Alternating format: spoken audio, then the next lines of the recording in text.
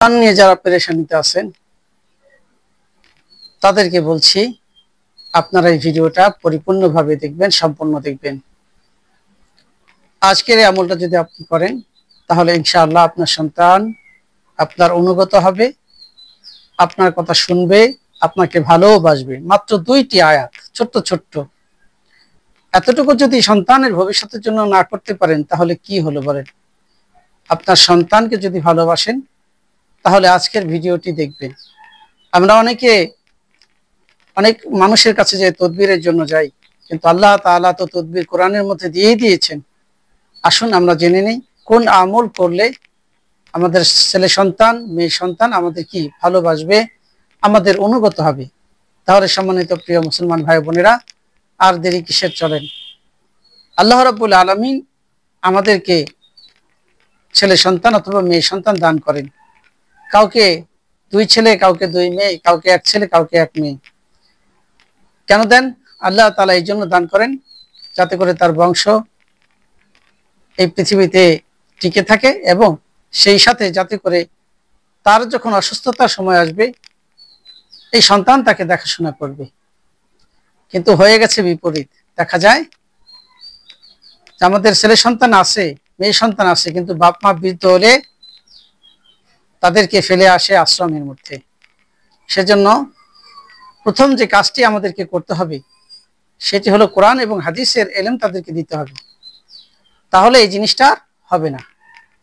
এবং এর পাশাপাশি যদি হাদিস এবং কোরআনের ইলম থাকার পরও, দ্বীনের ইলম, ইসলামের ইলম থাকার পরেও অনেকে এই কাজটা করে, যদি এরকম করে থাকে তাহলে আপনাকে কিছু আমল করতে হবে। সেই আমলটি মূলত বলছি, এই দোয়াটি এশার নামাজের পরে এবং ফজরের নামাজের পরে এই 2 বেলা আপনারা 11 বার করে পড়বেন, বা 33 বার করে, বেজোড় সংখ্যা যত পারেন পড়বেন।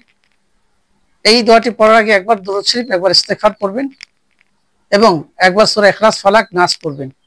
তারপরে এই বিশেষ দোয়াটি পড়বেন।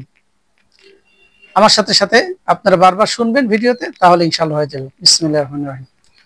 ওয়া আসলিহ লি ফি যুররিয়াতি ইন্নী তুবতু ইলাইকা মিনাল মুসলিমিন। ওয়া আসলিহ লি ফি যুররিয়াতি ইন্নী তুবতু ইলাইকা ওয়া ইন্নী মিনাল মুসলিমিন। ওয়া আসলিহ লি ফি যুররিয়াতি ইন্নী তুবতু ইলাইকা ওয়া ইন্নী মিনাল মুসলিমিন। পড়বো তো ইনশাআল্লাহ।